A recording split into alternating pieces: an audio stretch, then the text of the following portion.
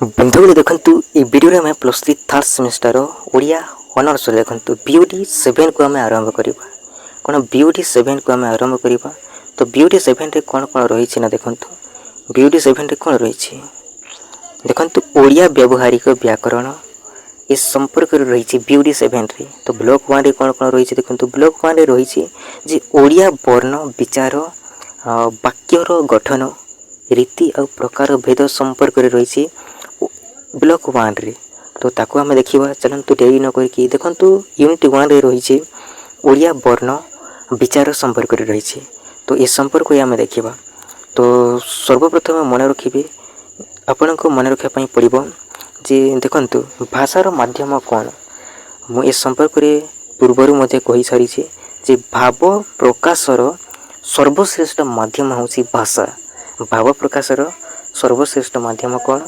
भाषा तो भाषार माध्यम कौन भाषार माध्यम होची भाव प्रकाश ठीक अच्छे तापर आपण मैंने मन रखिए सबुठ इम्पोर्टाट जिनिस लिपि और वर्ण संपर्क रे ही देछि तो मन रखिए ध्वनि देखंतु भाषार सर्वनिम्न एकक को कौन कह जाए जदि आपन क्वेश्चन दिया जिवो ताल यार सठिक उत्तर कौन करेंगे ध्वनि करेंगे भाषार सर्वनिम्न एकक को कौन कह जाए ना ध्वनि और यही ध्वनि को जदि आपको क्वेश्चन दिया जाए ध्वनिर सांकेतिक रूप को कौन कह जाए ध्वनिर सांकेतिक रूप को कौन कह जाए बंधुगण यहाँ वर्ण बोली कह जाए और वर्ण देखंतु जदि जने व्यक्ति किछि भी कहबो हैला ता मुहरु कौन बाहर ध्वनि सृष्टि हेबो से ध्वनि को जदि लिखि देबा तो सेटा वर्ण आकार आम लिखि था कौन लिखि था वर्ण आकार लिखि था तो ध्वनिर सांकेतिक रूप को कौन कह जाए वर्ण और ये वर्णटा लिपि आकार रहिबो कि नहीं जो लिपि आकार रे रही जीवो ताकू आमे लिपि बोली कहि था तो मन रखिबे ध्वनिर लिखित रूप को कौन कह जाए ना वर्ण बा लिपि बोली आमे कहि था ध्वनिर सांकेतिक रूप को कौन कह जाए वर्ण कहि था बा लिपि भी कहि था ए जिंस को मन रखिबे किछि मन रखिबार किछि नीड नहीं एतकी जिंस मन रखि देले होई गला और मन रखिबे लिपि माने लिखन जोटा आमे लिखि था जो ध्वनि को जदि आम लिखिदेबा ताकू तो आम कौन कही था लिपि बोली कही था और लिपि संपर्क में आमर देखंतु पूर्णचंद्र ओडिया भाषाकोश कौन मत देइछंती देखंतु लिपि संपर्क में मत देइछंती लिपि संपर्क में देखंतु कौन मत देइछंती एथिरे मत दिया होईछि जे लेखन लेखा जोटा लेखा होईछि जोटा अंकन कराइछि जोटा चित्रकरण कराइछि जोटा देखंतु जोटा अक्षर आकार रहिछि देखंतु वर्णमाला अंकित करिवार प्रणाली देखंतु एटा पूर्णचंद्र ओडिया भाषाकोश रे एटा कहाइछि से मत देइछंती तो देखंतु तरुण शब्द कोशंक मत कोन रहिछि ए लिपि संपर्क रे देखंतु लेख लिखन वर्णमाला लेखा जोटा चित्र होइकी रहिछि ताकू कोन कहा जाय लिपि बोली कहा जाय बोली मत देइछंती आ एई जिंस को मन रखिबे कोन मन रखिबे देखंतु प्राचीन भारत व्यवहृत मुख्य लिपि कौन थिला केतोटी थिला प्राचीन भारत रे व्यवहृत मुख्य लिपि केतोटी थिला केते भाग रे विभक्त ताले उत्तर कोन करे दुई भाग रे विभक्त गोटे ब्राह्मी लिपि आ गोटे खरुष्टी लिपि ब्राह्मी लिपि काहा को जे ब्राह्मी लिपि ताकू कहबा जो लिपि रे बाम ठारो डाण पट को लेखि लेखि कि जो हमें लिखि था बाम पट डाण पट को ताको आमे कोन कहबा ना ब्राह्मी लिपि बोली कहबा खरुष्टी लिपि डाहाण पटु बाम पटु को एमती लेखि लेखि आसीबा एटा को आमे कोन कहबा ना खरुष्टी लिपि बोली कहबा ई जिंस को बुझी पाइथिबे आई थिंक आपण माने बुझी पाइथिबे तो देखंतु मन रखिबे समग्र भारतर सर्व प्राचीन लिपि भाव रे काहा को ग्रहण करा जाय जदि आपन को क्वेश्चन दिया जिवो ताले सठिक उत्तर कोन करबे ब्राह्मी लिपि को ग्रहण करा जाय धीरे धीरे कोन हैला ना परिवर्तन हेबा को लागेला तो लेखा पढ़ा पई देखंतु प्राचीन समय रे ना लेखा पढ़ा जानिथिबा लोक माने देखंतु ब्राह्मी लिपि को ग्रहण करूथिले तो ई ब्राह्मी लिपिर मुख्य वैशिष्ट्य गुड़िक कौन कौन रही ये संपर्क में देखा मन रखिए ई जिनस को मन रखिए नंबर 1 रे देखंतु वर्णर उच्चारण अनुଯାयी ये ब्राह्मी लिपि को लेखा जाउथिला वर्णर उच्चारण अनुଯାयी आ ब्राह्मी लिपिर प्रत्येक उच्चारित ध्वनि पाई पृथक चिन्ह व्यवहार करा जाउथिला आ ब्राह्मी लिपि रे बहु संख्यक स्वर आ व्यंजन वर्ण देखा जाउथिला ଆଉ ହ୍ରସ୍ୱ ସ୍ୱର ଆଉ ଦୀର୍ଘ ସ୍ୱର ପାଇଁ ଭିନ୍ନ ପ୍ରକାର ଚିହ୍ନ ବ୍ୟବହୃତ ହେଉଥିଲା ଏ ବ୍ରାହ୍ମୀ ଲିପିରେ। ଆଉ ମନେ ରଖିବେ ଅନୁସାର ବିସର୍ଗ ଆଉ ଚନ୍ଦ୍ରବିନ୍ଦୁ ପାଇଁ ଅଲଗା ଅଲଗା ଚିହ୍ନ ଥିଲା ବ୍ରାହ୍ମୀ ଲିପିରେ। ଆଉ କେବଳ ମାତ୍ରା ଦ୍ୱାରା ସ୍ୱର ଆଉ ବ୍ୟଞ୍ଜନର ସଂଯୋଗ କରାଯାଉଥିଲା ଆଉ ଉଚ୍ଚାରଣ ସ୍ଥାନକୁ ନେଇ ବର୍ଗୀକରଣ କରାଯାଉଥିଲା ଏ ବ୍ରାହ୍ମୀ ଲିପିରେ। ଏଇଟା ହେଉଛି ବ୍ରାହ୍ମୀ ଲିପିର ମୁଖ୍ୟ ବୈଶିଷ୍ଟ୍ୟ ଗୁଡ଼ିକ। ଏଇ ଜିନିଷକୁ ମନେ ରଖିବେ, ଏ 7ଟି ହେଉଛି ବୈଶିଷ୍ଟ୍ୟ ଗୁଡ଼ିକ। ତାପରେ ଏବେ ଆମେ ଦେଖିବା ବ୍ରାହ୍ମୀ ଲିପି ସମ୍ପର୍କରେ ବହୁତ ଇମ୍ପୋର୍ଟାଣ୍ଟ ଆଉ ବହୁତ ହିଁ ଗୁରୁତ୍ୱପୂର୍ଣ୍ଣ। ତ ଲାଇକ୍ ଆଉ ସେୟାର କରିବା ପାଇଁ ଜମାରୁ ଭୁଲିବେ ନାହିଁ। ଚ୍ୟାନେଲରେ ନୂଆ ଥିଲେ ଚ୍ୟାନେଲକୁ ମଧ୍ୟ ସବସ୍କ୍ରାଇବ୍ କରିଦେବେ। ଆଉ ଆମର ଟେଲିଗ୍ରାମ ଚ୍ୟାନେଲରେ ଯଦି ଜଏନ୍ ହେଇନାହାନ୍ତି, ଭିଡ଼ିଓ ତଳେ ଗୋଟେ ମୁଁ ଲିଙ୍କ୍ ଦେଇଦେଇଛି, ଜଏନ୍ ହୋଇଯିବେ, ଠିକ୍ ଅଛି। କିନ୍ତୁ ଏବେ ଆମେ ଦେଖିବା ବ୍ରାହ୍ମୀ ଲିପି। ଦେଖନ୍ତୁ ବ୍ରାହ୍ମୀ ଲିପି ସମ୍ପର୍କରେ ଆମେ ଦେଖିବା ବର୍ତ୍ତମାନ ଏଇଟାକୁ ମନେ ରଖିବେ, ବହୁତ ହିଁ ଇମ୍ପୋର୍ଟାଣ୍ଟ ଜିନିଷ। ଧୀରେ ଧୀରେ କ'ଣ ହେଲା ନା, ଧୀରେ ଧୀରେ ଏଇ ବ୍ରାହ୍ମୀ ଲିପିରେ ପରିବର୍ତ୍ତନ ହେବାକୁ ଲାଗିଲା। ଧୀରେ ଧୀରେ ପରିବର୍ତ୍ତନ ହେବାକୁ ଲାଗିଲା। ଦେଖନ୍ତୁ ଖ୍ରୀଷ୍ଟପୂର୍ବ ତୃତୀୟ ଶତାବ୍ଦୀରେ କ'ଣ ହେଲା ନା, ମଗଧ ସମ୍ରାଟ କି ଅଶୋକଙ୍କ ଦ୍ୱାରା ଧୌଲିଗଡ଼ ପାହାଡ଼ରେ ଖୋଦିତ ବ୍ରାହ୍ମୀ ଲିପି। ଆଉ ପ୍ରଥମ ଖ୍ରୀଷ୍ଟାବ୍ଦରେ ଦେଖନ୍ତୁ ସମ୍ରାଟ ଖାରବେଳ ତାଙ୍କ ଦ୍ୱାରା ଉଦୟଗିରିରେ ଖୋଦିତ ବ୍ରାହ୍ମୀ ଲିପି ଲିଖନ ଶୈଳୀରେ ତା'ର ପାର୍ଥକ୍ୟ ଆଉ ଏହାର ଯଦି ଆମେ ଦେଖିବା ଏହାର ପାର୍ଥକ୍ୟ ପ୍ରମାଣ ଦେଇଥାଏ। ଦେଖନ୍ତୁ ଯଦି ଆପଣଙ୍କୁ କ୍ୱେଶ୍ଚନ୍ ଦିଆଯିବ ଯେ କେତେ ଖ୍ରୀଷ୍ଟାବ୍ଦରେ ମଗଧର ସମ୍ରାଟ ଅଶୋକଙ୍କ ଦ୍ୱାରା ଦେଖନ୍ତୁ ଧୌଲିଗଡ଼ ପାହାଡ଼ରେ ଦେଖନ୍ତୁ ବ୍ରାହ୍ମୀ ଲିପି ଖୋଦିତ ହୋଇଥିଲା, ତାହେଲେ ଏହାର ସଠିକ୍ ଉତ୍ତର କ'ଣ କରିବେ? ଖ୍ରୀଷ୍ଟପୂର୍ବ ତୃତୀୟ ଶତାବ୍ଦୀରେ। ଆଉ ଯଦି ଆପଣଙ୍କୁ କ୍ୱେଶ୍ଚନ୍ ଦିଆଯିବ ଯେ କେତେ ଶତାବ୍ଦୀରେ ଖାରବେଳଙ୍କ ଦ୍ୱାରା ଉଦୟଗିରିରେ ଖୋଦିତ ହୋଇଥିଲା ବ୍ରାହ୍ମୀ ଲିପି, ତାହା ଏହାର ସଠିକ୍ ଉତ୍ତର କ'ଣ କରିବେ? ପ୍ରଥମ ଖ୍ରୀଷ୍ଟାବ୍ଦରେ। କାହାଙ୍କ ଦ୍ୱାରା? ସମ୍ରାଟ ଖାରବେଳଙ୍କ ଦ୍ୱାରା। এই ଜିନିଷକୁ ମନେ ରଖିଥିବେ, ବହୁତ ଇମ୍ପୋର୍ଟାଣ୍ଟ ଜିନିଷ ବ୍ରାହ୍ମୀ ଲିପି। ଆଉ ପାହାଡ଼କୁ ମନେ ରଖିବେ, ଦେଖନ୍ତୁ ଅଶୋକଙ୍କ ଦ୍ୱାରା ଧୌଲିଗଡ଼ ପାହାଡ଼ରେ ଦେଖନ୍ତୁ, ଆଉ ଖାରବେଳଙ୍କ ଦ୍ୱାରା ଉଦୟଗିରି। এই ଜିନିଷକୁ ମନେ ରଖିଥିବେ, ଉଦୟଗିରି এই ପାହାଡ଼ରେ ଭୁବନେଶ୍ୱରର। ତାପରେ ଦେଖନ୍ତୁ କ'ଣ ହେଲା ନା, ପରବର୍ତ୍ତୀ ସମୟରେ ଦେଖନ୍ତୁ ଧୀରେ ଧୀରେ କ'ଣ ହେଲା ନା, ବ୍ରାହ୍ମୀ ଲିପିକୁ ବିଭିନ୍ନ ଭାଗରେ କ'ଣ କରାଗଲା, ଭାଗ କରାଗଲା। ଦେଖନ୍ତୁ ଦୁଇ ଭାଗରେ ବିଭକ୍ତ କରାଗଲା, ଗୋଟେ ଉତ୍ତର ବ୍ରାହ୍ମୀ ଲିପି ଆଉ ଗୋଟେ ଦକ୍ଷିଣ ବ୍ରାହ୍ମୀ ଲିପି, ଏମିତି ଦୁଇ ଭାଗରେ ବିଭକ୍ତ କରାଗଲା। ଦେଖନ୍ତୁ ଗୁପ୍ତ ରାଜବଂଶ ଶାସନ ସମୟରେ ଦେଖନ୍ତୁ ଗୁପ୍ତ ଲିପି ବ୍ୟବହାର ଏମିତି ଦେଖିବାକୁ ମିଳୁଥିଲା। ଗୁପ୍ତ ରାଜବଂଶର ଶାସନ ସମୟରେ ଗୁପ୍ତ ଲିପି ଦେଖିବାକୁ ମିଳୁଥିଲା। ଦେଖନ୍ତୁ ଧର୍ମରାଜ ତାମ୍ର ପତ୍ର ଗଞ୍ଜାମ ଜିଲ୍ଲା, ଦେଖନ୍ତୁ ଏଇଠାରେ ଦେଖନ୍ତୁ ଏଇ କଳାହାଣ୍ଡି ଜିଲ୍ଲାଠାରେ ତାମ୍ର ପତ୍ରରେ କ'ଣ ଦେଖିବାକୁ ମିଳୁଥିଲା? ଦେଖନ୍ତୁ ତୁଷ୍ଟିକରଙ୍କ ତାମ୍ରପତ୍ରରେ, ଏଇଟା ଦେଖନ୍ତୁ କଳାହାଣ୍ଡି ଜିଲ୍ଲାରେ। ତ ଏ ସମ୍ପର୍କ ଏଥିରେ ଦେଇଛି। ତ ଦେଖନ୍ତୁ ତାପରେ କ'ଣ ହେଲା ନା, ଧୀରେ ଧୀରେ ଆହୁରି ପରିବର୍ତ୍ତନ ହେବାକୁ ଲାଗିଲା ବ୍ରାହ୍ମୀ ଲିପି। ଏଥିରେ କ'ଣ ଦେଇଛି ଦେଖନ୍ତୁ, ଆଉ ଟିକେ ପରିବର୍ତ୍ତନ ହେବାକୁ ଦେଖାଗଲା ବ୍ରାହ୍ମୀ ଲିପିରେ। ଦେଖନ୍ତୁ ଦକ୍ଷିଣ ବ୍ରାହ୍ମୀ ଲିପିରେ ଆହୁରି ଟିକେ ପରିବର୍ତ୍ତନ ହେବାକୁ ଲାଗିଲା। ଗୋଟେ କଳିଙ୍ଗ ଲିପି ଆଉ ଗୋଟେ ଦ୍ରାବିଡ଼ ଲିପି, ଏମିତି ପରିବର୍ତ୍ତନ ହେବାକୁ ଲାଗିଥିଲା। ତ ବେଶୀ ଡିପ୍ଲି ଦେଖିବାର କିଛି ନିଡ୍ ନାହିଁ, ଯେଉଁଟା ଇମ୍ପୋର୍ଟାଣ୍ଟ ଜିନିଷ ସେଇ ଜିନିଷକୁ ଦେଖିବେ। ଆଉ ଦେଖନ୍ତୁ କ'ଣ କ'ଣ ରହିଛି, ଦେଖନ୍ତୁ ସପ୍ତମରୁ ନବମ ଶତାବ୍ଦୀ ଏହି ସମୟରେ ଦେଖନ୍ତୁ ଓଡ଼ିଶା କଳିଙ୍ଗ ଭାବରେ ପରିଚିତ ଥିବା ବେଳେ ଦେଖନ୍ତୁ କଳିଙ୍ଗ ଲିପି ଏଇଟା ଆରମ୍ଭ ହୋଇଥିଲା। ଯଦି ଆପଣଙ୍କୁ କ୍ୱେଶ୍ଚନ୍ ଦିଆଯିବ ଯେ କେବେ ଆରମ୍ଭ ହୋଇଥିଲା କଳିଙ୍ଗ ଲିପି, ତ ସପ୍ତମରୁ ନବମ ଶତାବ୍ଦୀ ଏହି ସମୟରେ ଯେତେବେଳେ ଓଡ଼ିଶା କଳିଙ୍ଗ ଭାବରେ ପରିଚିତ ଥିଲା ସେହି ସମୟରେ। ଆଉ ଧୀରେ ଧୀରେ କ'ଣ ହେଲା ନା, ସମୟର କାଳର ପ୍ରଭାବରେ ଗୁପ୍ତ ଲିପିରେ ବର୍ଣ୍ଣ ଆକୃତି ଦେଖନ୍ତୁ ବକ୍ର ଥିବାରୁ କ'ଣ ହେଲା ନା, କୁଟିଳ ଲିପି ବା ଏହାକୁ କେଶରୀ ଭାବରେ ପରିଚିତ ଥିଲା। ଦେଖନ୍ତୁ এই ଗୁପ୍ତ ଲିପିଟା ଦେଖନ୍ତୁ ତା'ର ଆକୃତି ପୁରା ବକ୍ର ଥିଲା। ବକ୍ର ମାନେ ଜାଣିଛନ୍ତି ବକ୍ର ଥିଲା, ତାକୁ ତେଣୁକରି ଏଇଟାକୁ କ'ଣ କୁହାଯାଉଥିଲା ନା, ଏହାକୁ କୁଟିଳ ଲିପି ବା କେଶରୀ ଲିପି ଭାବରେ ଏଇଟା ପରିଚିତ ପରିଚିତ ଥିଲା ଏଇ ଗୁପ୍ତ ଲିପିଟା। ଏଇ ଜିନିଷକୁ ମନେ ରଖିବେ। ଆଉ ଦେଖନ୍ତୁ ଧୀରେ ଧୀରେ ସମୟର ପରିବର୍ତ୍ତନ ଦେଖନ୍ତୁ ଧୀରେ ଧୀରେ କ'ଣ ହେଲା, ସମୟ ଏମିତି ଗଡ଼ି ଗଡ଼ି ଚାଲିଲା ଆଉ ପରିବର୍ତ୍ତନ ହେବାକୁ ଲାଗିଲା। ମୈଥିଲି, ଓଡ଼ିଆ, ବଙ୍ଗଳା ଧୀରେ ଧୀରେ ଏମିତି ଲିପିଟା କ'ଣ ହେବାକୁ ଲାଗିଲା, ବିକାଶ ହେବାକୁ ଲାଗିଲା। ଏଇଟା କିଏ ମତ ଦେଇଛନ୍ତି?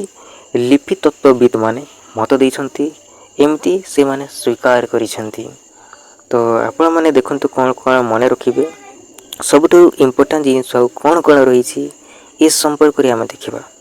ଦେଖନ୍ତୁ ଓଡ଼ିଶାର ଦେଖନ୍ତୁ ପୁରୀର ଶ୍ରୀମନ୍ଦିରରେ ସୂର୍ଯ୍ୟବଂଶୀ ଶାସକ କିଏ ଥିଲେ? କପିଳେନ୍ଦ୍ର ଦେବ, ପୁରୁଷୋତ୍ତମ ଦେବ ଦେଖନ୍ତୁ ଆଉ ପ୍ରତାପ ରୁଦ୍ରଦେବ।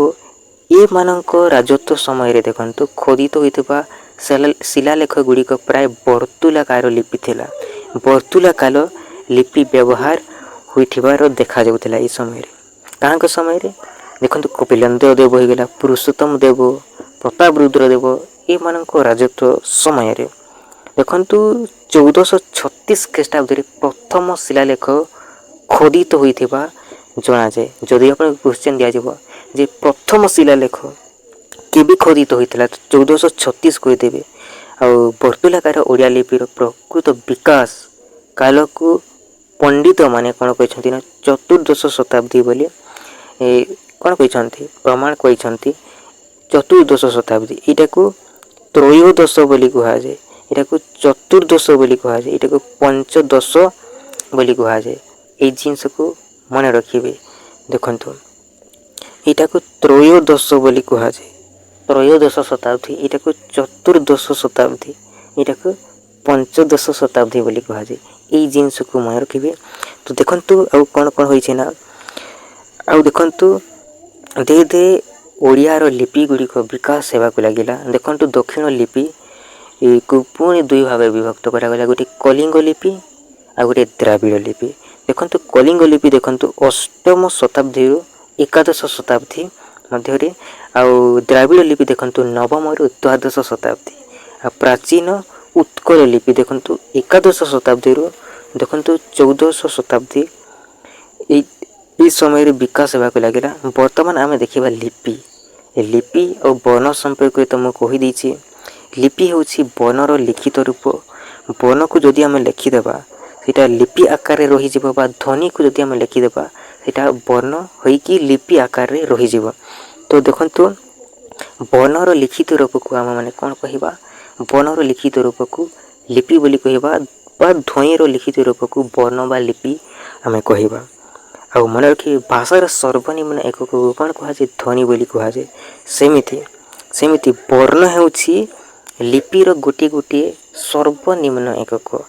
ଏ ବର୍ଣ୍ଣ ହେଉଛି ଲିପିର ଗୋଟିଏ ଗୋଟିଏ ସର୍ବନିମ୍ନ ଏକକ, ଯାହାକୁ ଆମେମାନେ ଅକ୍ଷର ରୂପେ କହିଥାଉ। ଠିକ୍ ଅଛି। ତାପରେ ଦେଖନ୍ତୁ ବର୍ଣ୍ଣର ଅର୍ଥ ପ୍ରକାଶ କରି ପଣ୍ଡିତ କୃଷ୍ଣଚନ୍ଦ୍ର କୌଶିକ କ'ଣ କହିଛନ୍ତି? ବର୍ଣ୍ଣର ଅର୍ଥ କ'ଣ? ଗୋଟିଏ ଅର୍ଥ ହେଉଛି ରଙ୍ଗ, ଆଉ ଗୋଟିଏ ଅର୍ଥ ହେଉଛି ଅକ୍ଷର। ଏଇ ଦୁଇଟି ଅର୍ଥ ସେ କ'ଣ କହିଛନ୍ତି? ପ୍ରକାଶ କରିଛନ୍ତି ତରୁଣ ଶବ୍ଦକୋଷରେ। କେଉଁଥିରେ? ତରୁଣ ଶବ୍ଦକୋଷରେ। କିଏ? ପଣ୍ଡିତ କୃଷ୍ଣଚନ୍ଦ୍ର କର। ତାପରେ ଦେଖନ୍ତୁ ଯଦି ଆପଣଙ୍କୁ କ୍ୱେଶ୍ଚନ୍ ଦିଆଯିବ ଯେ କିଏ ବର୍ଣ୍ଣକୁ ରଙ୍ଗ ଆଉ ଅକ୍ଷର ଏମିତି ଅର୍ଥ ପ୍ରକାଶ କରିଛନ୍ତି, କିଏ କରିଛନ୍ତି? ଯଦି ଆପଣଙ୍କୁ କ୍ୱେଶ୍ଚନ୍ ଦିଆଯିବ ତାହେଲେ ଉତ୍ତର କ'ଣ କରିବେ? ପଣ୍ଡିତ କୃଷ୍ଣଚନ୍ଦ୍ର କର କହିଛନ୍ତି। କେଉଁଥିରେ? ତରୁଣ ଶବ୍ଦକୋଷରେ କହିଛନ୍ତି। ଦେଖନ୍ତୁ ପୂର୍ଣ୍ଣଚନ୍ଦ୍ର ଓଡ଼ିଆ ଭାଷାକୋଷରେ କ'ଣ କହିଛନ୍ତି ଏ ସମ୍ପର୍କରେ ଯଦି ଆମେ ଦେଖିବା, ବର୍ଣ୍ଣ ସମ୍ପର୍କରେ ସେ କ'ଣ କହିଛନ୍ତି ପୂର୍ଣ୍ଣଚନ୍ଦ୍ର ଓଡ଼ିଆ ଭାଷାକୋଷରେ? ଯଦି ଆପଣଙ୍କୁ କ୍ୱେଶ୍ଚନ୍ ଦିଆଯିବ ତାହେଲେ ଏହାର ସଠିକ୍ ଉତ୍ତର କ'ଣ କହିବେ? ଦେଖନ୍ତୁ ତରୁଣ ଶବ୍ଦକୋଷରେ ବର୍ଣ୍ଣର ଅର୍ଥକୁ କ'ଣ କୁହାଗଲା? ବର୍ଣ୍ଣର ଅର୍ଥକୁ ରଙ୍ଗ ବା ଅକ୍ଷର କୁହାଗଲା। ସେମିତି ପୂର୍ଣ୍ଣଚନ୍ଦ୍ର ଓଡ଼ିଆ ଭାଷାକୋଷରେ କ'ଣ କୁହାଗଲା ବର୍ଣ୍ଣକୁ? ଦେଖନ୍ତୁ ବର୍ଣ୍ଣ ତାକୁ କୁହାଗଲା ଯେଉଁଟା ଅ ଠାରୁ କ୍ଷ ପର୍ଯ୍ୟନ୍ତ ଅକ୍ଷର ଯେଉଁ ରହିଛି ତାକୁ ପୂର୍ଣ୍ଣଚନ୍ଦ୍ର ଓଡ଼ିଆ ଭାଷାକୋଷରେ କୁହାଗଲା। ବର୍ଣ୍ଣ ଗୋଟିଏ ଅକ୍ଷର ରୂପେ ପରିଚିତ ବୋଲି କୁହାଗଲା। ଆଉ ଦେଖନ୍ତୁ ଅକ୍ଷର ଅର୍ଥ ନିର୍ଦ୍ଦେଶ କରି ଦେଖନ୍ତୁ ପଣ୍ଡିତ କୃଷ୍ଣଚନ୍ଦ୍ର କର ସେ ତୋରଣ ଶବ୍ଦକୁ ସରି କ'ଣ ମତ ଦେଇଛନ୍ତି? ସେ ମତ ଦେଇଛନ୍ତି ଯେ ଅକ୍ଷର ଦେଖନ୍ତୁ ଅ ଠାରୁ ହ ପର୍ଯ୍ୟନ୍ତ ପ୍ରତ୍ୟେକ ବର୍ଣ୍ଣକୁ ଅକ୍ଷର ବୋଲି କୁହାଯାଏ ବୋଲି କୃଷ୍ଣଚନ୍ଦ୍ର କର ସେ ମତ ଦେଇଛନ୍ତି। ସେ କହିଛନ୍ତି ତରୁଣ ଶବ୍ଦ ବିଷୟରେ। ଠିକ୍ ଅଛି। ତାପରେ ଦେଖନ୍ତୁ ପୁଣି ଦେଖନ୍ତୁ ପୂର୍ଣ୍ଣଚନ୍ଦ୍ର ଓଡ଼ିଆ ଭାଷାକୋଷ ସେ କ'ଣ କହିଛନ୍ତି? ଦେଖନ୍ତୁ ସେ କହିଛନ୍ତି ଯେ ଅ ଠାରୁ କ୍ଷ ପର୍ଯ୍ୟନ୍ତ ବର୍ଣ୍ଣକୁ କ'ଣ କୁହାଯାଏ? ଅକ୍ଷର ବୋଲି କୁହାଯାଏ ବୋଲି ସେ ମତ ଦେଇଛନ୍ତି। ତାପରେ ଆଉ କ'ଣ ମନେ ରଖିବେ? ଡାଇରେକ୍ଟଲି ତଳ ପଟକୁ ଯିବେ। ଓଡ଼ିଆ ମାଲା ଆପଣମାନେ ଜାଣିଛନ୍ତି। ଦେଖନ୍ତୁ ଭାଷା ଧ୍ୱନି ସାହାଯ୍ୟରେ ଉଚ୍ଚାରିତ ହୋଇଥାଏ। ଭାଷା କାହା ସାହାଯ୍ୟରେ ଉଚ୍ଚାରିତ ହୋଇଥାଏ? ଧ୍ୱନି ସାହାଯ୍ୟରେ ଉଚ୍ଚାରିତ ହୋଇଥାଏ। ତେଣୁକରି ଭାଷାର ସର୍ବନିମ୍ନ ଏକକୁ କ'ଣ କୁହାଯାଏ? ଧ୍ୱନି ବୋଲି କୁହାଯାଏ। ଏଇ ଜିନିଷକୁ ମନେ ରଖିବେ, ବହୁତ ଇମ୍ପୋର୍ଟାଣ୍ଟ ଜିନିଷ। ଦେଖନ୍ତୁ ବିଭିନ୍ନ ପ୍ରକାରର ଧ୍ୱନି ଦ୍ୱାରା ଭାଷା ପ୍ରକାଶ ପାଏ। ଦେଖନ୍ତୁ ଭାଷା ପ୍ରକାଶିତ ହେବା ପାଇଁ ସୃଷ୍ଟି ହୋଇଥିବା ସଂକେତ ବର୍ଣ୍ଣ ବା ଅକ୍ଷର ଭାବେ ଏଇଟା ପରିଚିତ। ଓଡ଼ିଆ ଭାଷାରେ ସର୍ବମୋଟ କେତୋଟି ବର୍ଣ୍ଣ ରହିଛି? 49ଟି। ଦେଖନ୍ତୁ ଯଦି ଆମେ ଦେଖିବା ଗୋଟେ ବୁକ୍ରେ ଦେଖନ୍ତୁ 50 ଲେଖା ହେଇଥାଏ। ଦେଖନ୍ତୁ ମୁଁ ଡିଭାଇଡ଼ କରିଦେଉଛି। ସ୍ୱର ବର୍ଣ୍ଣ ସଂଖ୍ୟା 11ଟି ରହିଛି। ବ୍ୟଞ୍ଜନ ବର୍ଣ୍ଣ ସଂଖ୍ୟା କେତୋଟି ରହିଛି? 39ଟି ରହିଛି। ଟୋଟାଲ୍ କେତୋଟି ହେଲା? 50ଟି ହେଲା କି ନାହିଁ? ତ ଏଇ ବୁକ୍ରେ ଦେଇଛି, ଗୋଟେ ବୁକ୍ରେ 50 ଦେଇଛି। ସର୍ବମୋଟ ବର୍ଣ୍ଣ ସଂଖ୍ୟା ଗୋଟେ ବୁକ୍ରେ 49ଟି ଦେଇଛି। ତ 49ଟି ଦେଇଛି। ତ ଦେଖନ୍ତୁ ଓ ଠାରୁ ଦେଖନ୍ତୁ ଚନ୍ଦ୍ରବିନ୍ଦୁ ଏ ପର୍ଯ୍ୟନ୍ତ ଦେଇଛି। ଦେଖନ୍ତୁ ଓଡ଼ିଆ ବର୍ଣ୍ଣମାଳା ଯଦି ଆମେ ଦେଖିବା ସ୍ୱର ବର୍ଣ୍ଣ ସଂଖ୍ୟା କେତୋଟି? ସ୍ୱର ବର୍ଣ୍ଣ ସଂଖ୍ୟା 11ଟି। 13 କରିଦେଲେ ଭୁଲ ହେଇଯିବ। ଠିକ୍ ଅଛି। ଦେଖନ୍ତୁ ସ୍ୱର ଧ୍ୱନି, ଯେଉଁ ଧ୍ୱନି ଗୁଡ଼ିକ ଅନ୍ୟ ବର୍ଣ୍ଣର ସାହାଯ୍ୟ ନ ନେଇ ଆପେ ଆପେ ଉଚ୍ଚାରିତ ହୋଇଥାଏ ତାହାକୁ କ'ଣ କୁହାଯାଏ? ସ୍ୱର ଧ୍ୱନି ବୋଲି କୁହାଯାଏ। ଆଉ ସ୍ୱର ଧ୍ୱନିର ସାଙ୍କେତିକ ରୂପକୁ କ'ଣ କୁହାଯାଏ? ସ୍ୱର ବର୍ଣ୍ଣ କୁହାଯାଏ। ଆଉ ସ୍ୱର ବର୍ଣ୍ଣର ସାଙ୍କେତିକ ରୂପକୁ କ'ଣ କୁହାଯାଏ? ମାତ୍ରା ବୋଲି କୁହାଯାଏ। କ'ଣ କୁହାଯାଏ? ମାତ୍ରା ବୋଲି କୁହାଯାଏ। ଆଉ ଯେଉଁ ଧ୍ୱନି ଦେଖନ୍ତୁ ସ୍ୱର ବର୍ଣ୍ଣ ସାହାଯ୍ୟରେ ଉଚ୍ଚାରିତ ହୋଇଥାଏ ତାହାକୁ ବ୍ୟଞ୍ଜନ ଧ୍ୱନି ବୋଲି କହିଥାଉ। ଆଉ ବ୍ୟଞ୍ଜନ ଧ୍ୱନିର ଅନ୍ୟ ନାମ କ'ଣ? ଦେଖନ୍ତୁ ବ୍ୟଞ୍ଜନ ଧ୍ୱନିର ଲିଖିତ ରୂପକୁ ବା ବ୍ୟଞ୍ଜନ ଧ୍ୱନିର ସାଙ୍କେତିକ ରୂପକୁ କ'ଣ କୁହାଯାଏ? ନା ବ୍ୟଞ୍ଜନ ବର୍ଣ୍ଣ ବୋଲି କୁହାଯାଏ। ଆଉ ବ୍ୟଞ୍ଜନ ବର୍ଣ୍ଣର ସାଙ୍କେତିକ ରୂପକୁ କ'ଣ କୁହାଯାଏ? ଫଲା ବୋଲି କୁହାଯାଏ। କ'ଣ କୁହାଯାଏ? ଫଲା ବୋଲି କୁହାଯାଏ। ଏଇ ଜିନିଷକୁ ମନେ ରଖିବେ। ଦେଖନ୍ତୁ ସ୍ୱର ଧ୍ୱନି ଦେଖନ୍ତୁ ଏଇଟା ଆପେ ଆପେ ଉଚ୍ଚାରିତ ହୋଇଥାଏ। ଏଇଟା କାହାର ସାହାଯ୍ୟ ନେଇ ନଥାଏ ଏ ସ୍ୱର ଧ୍ୱନି। କିନ୍ତୁ ଏ ବ୍ୟଞ୍ଜନ ଧ୍ୱନି ସ୍ୱର ଧ୍ୱନି ଉପରେ ନିର୍ଭର କରିଥାଏ। ଦେଖନ୍ତୁ ସ୍ୱର ଧ୍ୱନି ସଂଖ୍ୟା, ଦେଖନ୍ତୁ ସ୍ୱର ବର୍ଣ୍ଣ ସଂଖ୍ୟା ଯଦି ଆପଣଙ୍କୁ କ୍ୱେଶ୍ଚନ୍ ଦିଆଯିବ ଯେ ସ୍ୱର ବର୍ଣ୍ଣ ସଂଖ୍ୟା କେତୋଟି, ତାହେଲେ 11 କରିବେ। ଯଦି ଆପଣଙ୍କୁ କ୍ୱେଶ୍ଚନ୍ ଦିଆଯିବ ଯେ ସ୍ୱର ଧ୍ୱନି ସଂଖ୍ୟା କେତୋଟି, ତାହେଲେ 8 କରିବେ। କେତୋଟି? 8ଟି। ସ୍ୱର ବର୍ଣ୍ଣ ସଂଖ୍ୟା 11ଟି, ସ୍ୱର ଧ୍ୱନି ସଂଖ୍ୟା 8ଟି। এই ଜିନିଷକୁ ମନେ ରଖିବେ। ସ୍ୱର ବର୍ଣ୍ଣ ସଂଖ୍ୟା କେତୋଟି ଅଛି? 11ଟି। ବ୍ୟଞ୍ଜନ ବର୍ଣ୍ଣ ସଂଖ୍ୟା କେତୋଟି ଅଛି? 39ଟି ରହିଛି। এই ଜିନିଷକୁ ମନେ ରଖିଦେବେ। 39ଟି। ଟୋଟାଲ୍ ମିଶିକି କେତୋଟି? 50ଟି। ତ ଦେଖନ୍ତୁ ହ୍ରସ୍ୱ ସ୍ୱର, ଦେଖନ୍ତୁ ସ୍ୱର ବର୍ଣ୍ଣ ଦୁଇ ଭାଗରେ ବିଭକ୍ତ। ଦେଖନ୍ତୁ ଗୋଟେ ହ୍ରସ୍ୱ ସ୍ୱର ଆଉ ଗୋଟେ ଦୀର୍ଘ ସ୍ୱର। ଅ ହ୍ରସ୍ୱ ଇ, ହ୍ରସ୍ୱରୁ ଏ, ଏଇଟାକୁ ହ୍ରସ୍ୱ ସ୍ୱର ବୋଲି କୁହାଯାଏ। ଆ ହେଇଗଲା ଦୀର୍ଘ ଇ, ଦୀର୍ଘ ଉ, ଦୀର୍ଘ ରୁ, ଏ ଐ ଓ ଉ, ଏହାକୁ କ'ଣ କୁହାଯାଏ? ନା ଦୀର୍ଘ ସ୍ୱର ବୋଲି କୁହାଯାଏ। ଏଇ ଜିନିଷକୁ ମନେ ରଖିବେ। ତ ଦେଖନ୍ତୁ ବ୍ୟଞ୍ଜନ ବର୍ଣ୍ଣ, ଦେଖନ୍ତୁ ଯଦି ଆମେ ଦେଖିବା ଏଇଟା ଦୁଇ ଭାଗରେ ଭାଗ କରାଯାଇଛି। ଗୋଟେ ବର୍ଗୀୟ ବ୍ୟଞ୍ଜନ ଆଉ ଗୋଟେକୁ ଅବର୍ଗୀୟ ବ୍ୟଞ୍ଜନ। ଦେଖନ୍ତୁ ବର୍ଗୀୟ ବ୍ୟଞ୍ଜନ ସଂଖ୍ୟା କେତୋଟି? 25ଟି। ଅବର୍ଗୀୟ ବ୍ୟଞ୍ଜନ ସଂଖ୍ୟା ହେଉଛି 14ଟି। ଟୋଟାଲ୍ କେତୋଟି? 39ଟି। ତ ଏଇ ଜିନିଷକୁ ମନେ ରଖିବେ। ଆଉ ବର୍ଗୀୟ ବ୍ୟଞ୍ଜନକୁ ଅନ୍ୟ ନାମ କ'ଣ? ସ୍ପର୍ଶ ବ୍ୟଞ୍ଜନ। କାହିଁକି ସ୍ପର୍ଶ ବ୍ୟଞ୍ଜନ କୁହାଯାଏ? ଦେଖନ୍ତୁ ଏଇ ବର୍ଣ୍ଣ ଗୁଡ଼ିକ ନା ଉଚ୍ଚାରଣ ବେଳେ ଦେଖନ୍ତୁ ଜିଭ ଦ୍ୱାରା କଣ୍ଠ, ତାଲୁ, ମୂର୍ଦ୍ଧା, ଦାନ୍ତ, ଓଠକୁ ସ୍ପର୍ଶ କରିବାକୁ ପଡ଼ିଥାଏ। ତେଣୁକରି ଏହାକୁ କ'ଣ କୁହାଯାଏ? ନା ସ୍ପର୍ଶ ବ୍ୟଞ୍ଜନ ବୋଲି କୁହାଯାଏ। କ ଠାରୁ ମ ପର୍ଯ୍ୟନ୍ତ 25ଟି ବର୍ଣ୍ଣକୁ କ'ଣ କୁହାଯାଏ? ବର୍ଗୀୟ ବ୍ୟଞ୍ଜନ ବୋଲି କୁହାଯାଏ। ଦେଖନ୍ତୁ କ, ଖ, ଗ, ଘ, ଙ ଏଇଟା କଣ୍ଠରେ कंठ व्यंजन बोली कहुए कहीं ना यहाँ कंठरे उच्चारण होता है। आपण मैंने एमती लिखिए देखु एपटे क च ट त प एपटे लिखिए कौन लिखिए क ता मु द उ देखु क ख ग क माने देखु क वर्ग रे कंठ वर्ण होते च वर्ग रे तालव्य व्यंजन होता है ट वर्ग रे मूर्धन्य व्यंजन होता है त वर्ग रे दंत्य व्यंजन होते हैं प वर्ग रे ओष्ठ्य व्यंजन होते हैं एमती उच्चारण होते हैं। जदि आम देखा अवर्गीय व्यंजन क्या कहवा ज ठारू क्ष पर्यंत जो रही ताकू आम मैंने कौन कही अवर्गीय व्यंजन कही अवर्गीय व्यंजन संख्या केतोटी 14टी रही आईटा को भी मन रखिए ज य र ल व यहाँ को अंतस्थ वर्ण कहुए कौन कहुए अंतस्थ वर्ण बोली कहुए। आउ देखु दंत स होगला तालबे स होगला मूर्धन्य स आउ ह यहाँ को कौन कहुए उष्म वर्ण बोली कहुए कौन कहुए उष्म वर्ण बोली कहुए। आउ देखु अनुसार विसर्ग चंद्रबिंदु यहाँ को कौन कहुए अयोग्य बाहु वर्ण बोली कहुए कौन कहुए अयोग्य बाहु अयोग्य बाहु वर्णर अन्य नाम हूँ अविभाज्य वर्ण ये जिनस को मन रखिए अविभाज्य अयोग्य बाहु वर्णर अन्य नाम हूँ अविभाज्य वर्ण ये जिनस को मन रखिए बहुत ही इम्पोर्टाट और बहुत ही गुरुत्वपूर्ण अटे।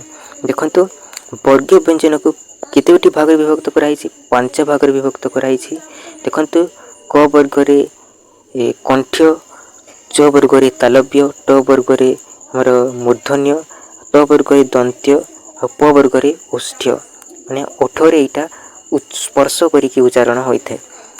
तापर आउ कौन कौन रही देखु वर्णर व्यवहार केमती व्यवहार करा जाए तार कार्यगुड़िक रही देखु वर्ण एकक भाव में व्यवहृत हो पारे पुणी अन्य वर्ण सहित ये वर्ण गुड़िक कौन होता है मिसिकी यहाँ व्यवहृत होता है। तो प्रत्येक व्यंजन वर्ण स्वर वर्ण उपरे निर्भर करी उच्चारित होता है जितकी भी व्यंजन वर्ण रही ना सब स्वर वर्ण उपरे उच्चारित देखु ता उपरे निर्भर करके उच्चारित होता है केमिति देखु ये उदाहरण भी दे देइछि देखु क जिते बेले आम क लिखि था देखु क केमिति उच्चारित होता है देखु क रे हलत लगी माने यहाँ स्वर वर्ण एथिरे लगिनी क रे हलत लगी माने एथिरे स्वर वर्ण लगिनी क रे हलत युक्त अ जिते बेले स्वर वर्ण लगिबनी सेते बेले हलत होइकी रही जाए व्यंजन वर्ण देखु जिते बेले क रे हलत युक्त अ लगी जीवना ताहले कौन हेबो क आमे कहबा कौन कहबा क। तो ये जिनस को मन रखिए ये देखो स्वर वर्ण उपरे व्यंजन वर्ण देखो स्वर वर्ण उपरे निर्भर करुच्ची तेज जाकि गोटे व्यंजन वर्ण सृष्टि होउछि सेमती देखो ग भी देखो ग हलत युक्त अ ले ग होउछि ये जिनस को आप इजिली करें आप तो छोट पिला नुहंती देखु तो सबू किसी एमती देइछि देखु ग रे हलत युक्त औ गौ होइछि एमती इजिली आप जानी छोट बेलू देखो युक्त स्वर भी आप जानी ओई आउ ओ यहाँ युक्त स्वर अटे देखु अ युक्त हर्षई मिसिकी कौन होइछि ओई होइछि अयुक्त हर्षई मिसिकी ओई होइछि अयुक्त उ मिसी गले कौन हो औ हो सेमती अयुक्त इरावत अयुक्त इ मिसिले ओई हो ऐरावत एमती आप इजिली करेंगे देखो युक्त व्यंजन वर्ण। तो देखु यही जिनस को मन रखिए जे न म होगला ज होगला र ल ब देखु देखु ये व्यंजन वर्ण देखु यही व्यंजन वर्ण अन्य व्यंजन वर्ण सहित मिसिले कौन होते फला सृष्टि हुए कौन सृष्टि हुए फला सृष्टि हुए फला क्या कह देखु म रे हलत युक्त ब लगी कौन हे यहाँ मिसी बोले कौन हे ब कह ना ब ए ब फला लगी कौन फला लगी तल पटे देखो ब फला तापर देखु एमती लगी देखु ए ट फला लगी देखु मूर्धन्य स रे हलत युक्त ट होइछि तो ये ट फला लगी तो सेमिति देखंतु न म ज र ल ब ई व्यंजन वर्ण देखंतु ई व्यंजन वर्ण अन्य व्यंजन वर्ण सहित मिश्री कौन होइथे फला सृष्टि होइथे कौन सृष्टि होइथे फला।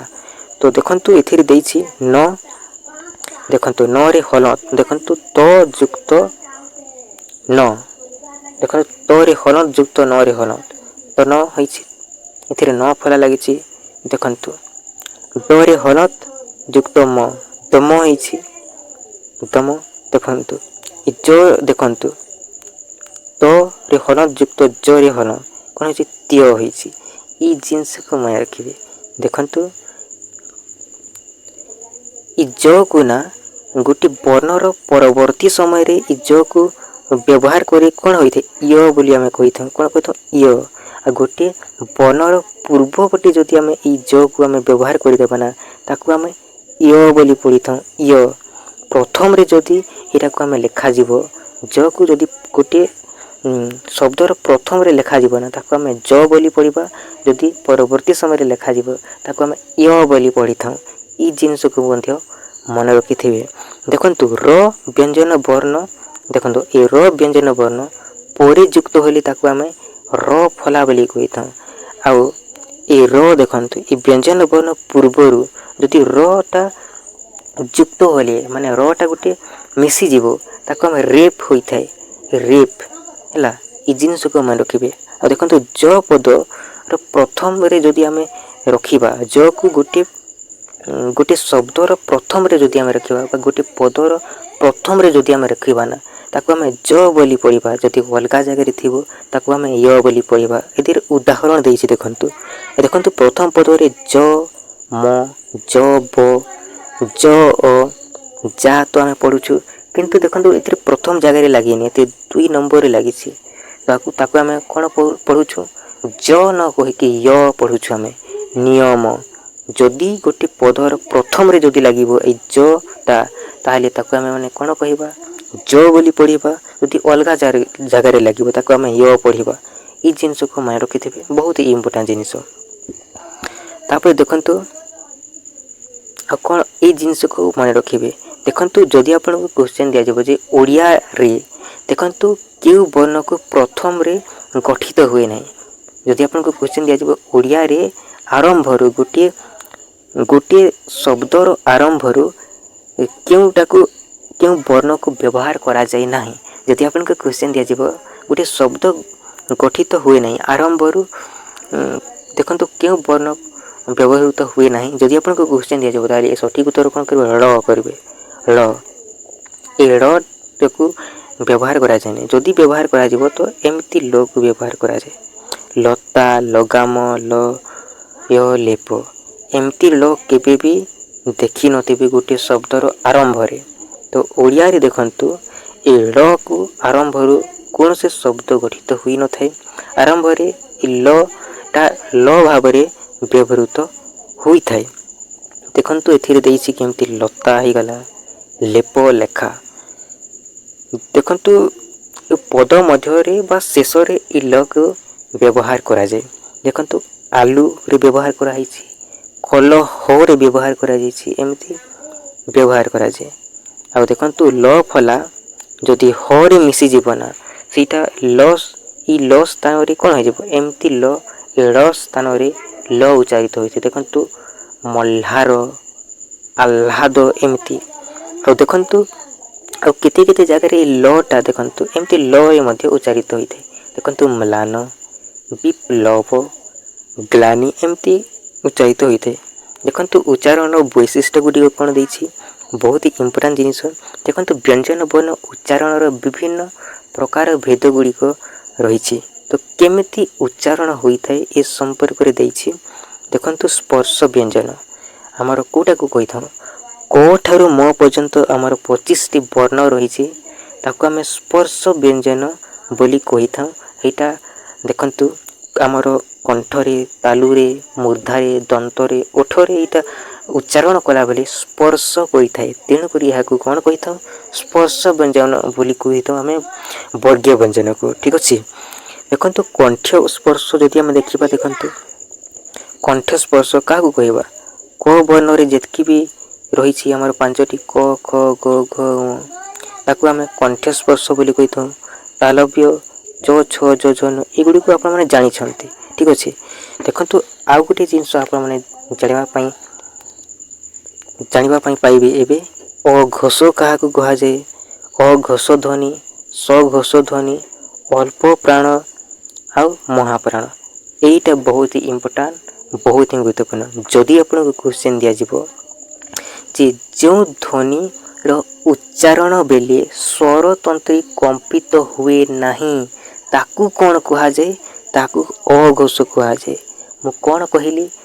ଯେଉଁ ବର୍ଣ୍ଣର ଉଚ୍ଚାରଣରେ ସ୍ୱରତନ୍ତ୍ରୀ କମ୍ପିତ ହୁଏ ନାହିଁ ତାକୁ କ'ଣ କୁହାଯାଏ? ଅଘୋଷ ଧ୍ୱନି କୁହାଯାଏ। ଆଉ ଯେଉଁ ବର୍ଣ୍ଣର ଉଚ୍ଚାରଣ ବେଳେ ବା ଯେଉଁ ଧ୍ୱନିର ଉଚ୍ଚାରଣ ବେଳେ ସ୍ୱରତନ୍ତ୍ରୀ କମ୍ପିତ ହୋଇଥାଏ ତାହାକୁ ସଘୋଷ ବୋଲି କୁହାଯାଏ। ଏ ଦୁଇଟା ଜିନିଷ ବୁଝିପାରୁଛନ୍ତି ତ? ଦେଖନ୍ତୁ, ଯେଉଁ ଧ୍ୱନିର ଉଚ୍ଚାରଣ ବେଳେ ସ୍ୱରତନ୍ତ୍ରୀ କମ୍ପିତ ହୁଏ ନାହିଁ ତାକୁ ଆମେ କ'ଣ କହିଥାଉ? ଅଘୋଷ ଧ୍ୱନି କହିଥାଉ। ଯେଉଁ ଧ୍ୱନିର ଉଚ୍ଚାରଣ ବେଳେ ସ୍ୱରତନ୍ତ୍ରୀ କମ୍ପିତ ହୁଏ ତାକୁ ଆମେମାନେ ସଘୋଷ ବୋଲି କହିଥାଉ। ସ୍ୱରତନ୍ତ୍ରୀ କମ୍ପିତ ହେଲେ ସଘୋଷ, ସ୍ୱରତନ୍ତ୍ରୀ କମ୍ପିତ ନହେଲେ ଅଘୋଷ ବୋଲି କହିଥାଉ। ଆଉ ଅଳ୍ପ ପ୍ରାଣ ଆଉ ମହାପ୍ରାଣ ଦେଖନ୍ତୁ ଯେଉଁ ବର୍ଣ୍ଣର ବା ଯେଉଁ ଧ୍ୱନିର ଉଚ୍ଚାରଣ ବେଳେ ଅଳ୍ପ ବାୟୁ ଦରକାର ପଡ଼ିଥାଏ ତାକୁ ଆମେ କ'ଣ କହିଥାଉ? ଅଳ୍ପ ପ୍ରାଣ ବୋଲି କହିଥାଉ। ଆଉ ଯେଉଁ ବର୍ଣ୍ଣର ଉଚ୍ଚାରଣ ବେଳେ ଅଧିକ ବାୟୁ ଦରକାର ପଡ଼ିଥାଏ ବା ଅଧିକ ବାୟୁ ଦରକାର ପଡ଼ିଥାଏ ତାକୁ ଆମେ କ'ଣ କହିଥାଉ? ମହାପ୍ରାଣ। ତିନିଟା ଜିନିଷ ବହୁତ ଇମ୍ପୋର୍ଟାଣ୍ଟ, ବହୁତ ହି କମନ୍ ଜିନିଷ। ଦେଖନ୍ତୁ, ଯେଉଁ ବର୍ଣ୍ଣ ଉଚ୍ଚାରଣ ବେଳେ ସ୍ୱରତନ୍ତ୍ରୀ କମ୍ପିତ ହୁଏ ନାହିଁ ତାକୁ ଆମେ ଅଘୋଷ ଧ୍ୱନି କହିଥାଉ। ଆଉ ଯେଉଁ ଧ୍ୱନିର ଉଚ୍ଚାରଣ ବେଳେ ଦେଖନ୍ତୁ ସ୍ୱରତନ୍ତ୍ରୀ କମ୍ପିତ ହୁଏ ତାକୁ ଆମେ ସଘୋଷ ଧ୍ୱନି କହିଥାଉ। ଆଉ ଯେଉଁ ଧ୍ୱନିର ଉଚ୍ଚାରଣ ବେଳେ ଅଳ୍ପ ବାୟୁ ଦରକାର ପଡ଼ିଥାଏ ତାହାକୁ ଅଳ୍ପ ପ୍ରାଣ କହିଥାଉ। ଆଉ ଯେଉଁ ବର୍ଣ୍ଣର ବା ଯେଉଁ ଧ୍ୱନିର ଉଚ୍ଚାରଣ ବେଳେ ଅଧିକ ବାୟୁ ଦରକାର ପଡ଼ିଥାଏ ତାହାକୁ ମହାପ୍ରାଣ ବୋଲି କହିଥାଉ। ଏ ଚାରୋଟି ଜିନିଷ ଆଇ ଥିଙ୍କ ଆପଣମାନେ ବୁଝିପାରିଥିବେ। ଦେଖନ୍ତୁ ଆଉ ଗୋଟେ ଜିନିଷ ଦେଖନ୍ତୁ, ବର୍ଗ ବ୍ୟଞ୍ଜନର ପ୍ରଥମ ଆଉ ଦ୍ୱିତୀୟ କ ଖ ଚ ଛ ଟ ଠ ତ ଥ ପ ଫ ପ୍ରଥମ ଆଉ ଦ୍ୱିତୀୟ ଏଇଟାକୁ ଆମେ କ'ଣ କହିଥାଏ ନା ଏଇଟାକୁ ଆମେ ଅଘୋଷ ଧ୍ୱନି ବୋଲି କହିଥାଉ। କ'ଣ କହିଥାଉ? ଅଘୋଷ ଧ୍ୱନି। ବର୍ଗ ବ୍ୟଞ୍ଜନର ଦେଖନ୍ତୁ ପ୍ରଥମ ଆଉ ଦ୍ୱିତୀୟ ଯେଉଁ ବର୍ଣ୍ଣ ରହିଛି ନା ଏ ଦୁଇଟିକୁ କ'ଣ କହିଥାଉ ନା ଅଘୋଷ ଧ୍ୱନି କହିଥାଉ। ଆଉ ତିନୋଟିକୁ ଆମେ କ'ଣ କହିଥାଉ? ସଘୋଷ ଧ୍ୱନି ବୋଲି କହିଥାଉ। ଏଇ ଜିନିଷକୁ ମନେ ରଖିବେ, ବହୁତ ଇମ୍ପୋର୍ଟାଣ୍ଟ ଆଉ ବହୁତ ହି ଗୁରୁତ୍ୱପୂର୍ଣ୍ଣ। ଆଉ ଅଳ୍ପ ପ୍ରାଣ କାହାକୁ କହିଥାଉ? ଆଉ ମହାପ୍ରାଣ। ଦେଖନ୍ତୁ ବର୍ଗ ବ୍ୟଞ୍ଜନର ବର୍ଣ୍ଣର ବା ଦେଖନ୍ତୁ ବର୍ଗ ବ୍ୟଞ୍ଜନର ପ୍ରଥମ, ତୃତୀୟ ଆଉ ପଞ୍ଚମ ମାନେ ଦେଖନ୍ତୁ ପ୍ରଥମ ଏଇଟା ଅଛି, ତୃତୀୟ ଏଇଟା ଅଛି, ପଞ୍ଚମ ଏଇଟା ମାନେ କ ଗ ଆଉ ଅ, ଚ ଜ ନ୍ୟ। ଏ ପ୍ରଥମ, ତୃତୀୟ, ପଞ୍ଚମ ବର୍ଣ୍ଣକୁ ଆମେ ମାନେ କ'ଣ କହିବା ନା ଏହାକୁ ଆମେ କ'ଣ କହିବା? ଅଳ୍ପ ପ୍ରାଣ ବୋଲି କହିବା। ଆଉ ମହାପ୍ରାଣ କାହାକୁ କହିବା? ବର୍ଗ ବ୍ୟଞ୍ଜନର 2 ନମ୍ବର ଆଉ 4 ନମ୍ବର। ଦେଖନ୍ତୁ 2 ନମ୍ବରରେ ଖ ଅଛି ଆଉ 4 ନମ୍ବରରେ ଘ ଅଛି, 2 ନମ୍ବରରେ ଛ ଅଛି, 4 ନମ୍ବରରେ ଝ ଅଛି, 2 ନମ୍ବରରେ ଠ ଅଛି, 4 ନମ୍ବରରେ ଢ ଅଛି। ଏଇଟାକୁ ଆମେ ମାନେ କ'ଣ କହିବା ନା ଏଇଟାକୁ ମହାପ୍ରାଣ ବୋଲି କହିବା। ଆଇ ଥିଙ୍କ ଆପଣମାନେ ବୁଝିପାରିଥିବେ ଅଘୋଷ କାହାକୁ କୁହାଯାଏ, ସଘୋଷ କାହାକୁ କୁହାଯାଏ, ଅଳ୍ପ ପ୍ରାଣ କାହାକୁ କୁହାଯାଏ ଆଉ ମହାପ୍ରାଣ କାହାକୁ କୁହାଯାଏ। ଆପଣମାନେ ଇଜିଲି ବୁଝିପାରିଥିବେ। ଦେଖନ୍ତୁ ମୁଁ ଆଉ ଥରେ କହିଦେଉଛି, ଯେଉଁ ବର୍ଣ୍ଣର ଉଚ୍ଚାରଣ ବେଳେ ସ୍ୱରତନ୍ତ୍ରୀ କମ୍ପିତ ହୁଏ ନାହିଁ ତାକୁ କ'ଣ କହିଥାଉ? ଅଘୋଷ କୁହାଯାଏ। ଆଉ ଯେଉଁ ଧ୍ୱନିର ଉଚ୍ଚାରଣ ବେଳେ ସ୍ୱରତନ୍ତ୍ରୀ କମ୍ପିତ ହୁଏ ତାକୁ ସଘୋଷ, ସ୍ୱରତନ୍ତ୍ରୀ କମ୍ପିତ ନହେଲେ ଅଘୋଷ। ଅଳ୍ପ ବାୟୁ ଦରକାର ପଡ଼ିଲେ ଅଳ୍ପ ପ୍ରାଣ କୁହାଯାଏ, ଅଧିକ ବାୟୁ ଦରକାର ପଡ଼ିଲେ ମହାପ୍ରାଣ ବୋଲି କୁହାଯାଏ। ବହୁତ ବଢ଼ିଆ, ବହୁତ ସୁନ୍ଦର ଭାବରେ ଆପଣମାନେ ମନେ ରଖିବେ। ଦେଖନ୍ତୁ ନାସିକ୍ୟ ଧ୍ୱନି କାହାକୁ କୁହାଯାଏ? ଦେଖନ୍ତୁ ନାସିକ୍ୟ ଧ୍ୱନି କାହାକୁ କୁହାଯାଏ? ବର୍ଗ ବ୍ୟଞ୍ଜନର ଲାଷ୍ଟ 5ଟି ବର୍ଣ୍ଣ ଯେଉଁ ରହିଛି ଦେଖନ୍ତୁ ଙ ହେଇଗଲା, ନ୍ୟ ହେଇଗଲା, ଣ ନ ମ, ଏ 5ଟି ଯେଉଁ ବର୍ଣ୍ଣ ରହିଛି ବର୍ଗ ବ୍ୟଞ୍ଜନର ଲାଷ୍ଟ 5ଟି ବର୍ଣ୍ଣ ଯେଉଁ ରହିଛି ତାକୁ ଆମେ କ'ଣ କହିଥାଉ? ତାକୁ ନାସିକ୍ୟ ଧ୍ୱନି ବୋଲି କୁହାଯାଏ। ଅ ନ୍ୟ ଅଣ ନ ମ ଏହି 5ଟି ବର୍ଣ୍ଣକୁ କ'ଣ କୁହାଯାଏ? ନାସିକ୍ୟ ବର୍ଣ୍ଣ ବୋଲି କୁହାଯାଏ। ଆଉ ନାସିକ୍ୟ ଏହି ଧ୍ୱନିର ଅନ୍ୟ ନାମ କ'ଣ? ଯଦି ଆପଣଙ୍କୁ କ୍ୱେଶ୍ଚନ୍ ଦିଆଯିବ ତାହେଲେ ସଠିକ୍ ଉତ୍ତର କ'ଣ କରିବେ? ଅନୁନାସିକ ଧ୍ୱନି ବି କୁହାଯାଏ। ତାପରେ ଦେଖନ୍ତୁ ଯୁକ୍ତ ବ୍ୟଞ୍ଜନ। ଯୁକ୍ତ ବ୍ୟଞ୍ଜନ ତ ଆପଣମାନେ ଜାଣିଛନ୍ତି। ଦେଖନ୍ତୁ ଦେଖନ୍ତୁ ଗୋଟିଏ ବ୍ୟଞ୍ଜନ ବର୍ଣ୍ଣ ପରେ ଆଉ ଗୋଟିଏ ବ୍ୟଞ୍ଜନ ବର୍ଣ୍ଣ ମିଶି ଉଚ୍ଚାରିତ ହେଲେ ତାକୁ ଆମେ କ'ଣ କହିବା? ଯୁକ୍ତ ବ୍ୟଞ୍ଜନ ହୋଇଥାଏ। ତ 3 ପ୍ରକାର ଯୁକ୍ତ ବ୍ୟଞ୍ଜନ ରହିଛି। ଗୋଟିଏ ଦେଖନ୍ତୁ ପ୍ରଥମ ବ୍ୟଞ୍ଜନ ବର୍ଣ୍ଣ ତଳେ ଅନ୍ୟ ବ୍ୟଞ୍ଜନ ବର୍ଣ୍ଣ ଫଲା ରୂପେ ରହିଥାଏ। ଦେଖନ୍ତୁ ଦନ୍ତ ସ ପରେ ହନ ଯୁକ୍ତ ଖ ସ୍ଖ। ଦେଖନ୍ତୁ ତା ତଳ ପଟେ ରହିଛି ଅଣଯୁକ୍ତ ଟ କ'ଣ ହେବ? ଏମିତି ଅଣଟଣ୍ଟ ଣ୍ଟ ହୋଇଯିବ। ଦେଖନ୍ତୁ ଦନ୍ତ ସରେ ହନ ଯୁକ୍ତ ଫ ସ୍ଫ ହୋଇଛି।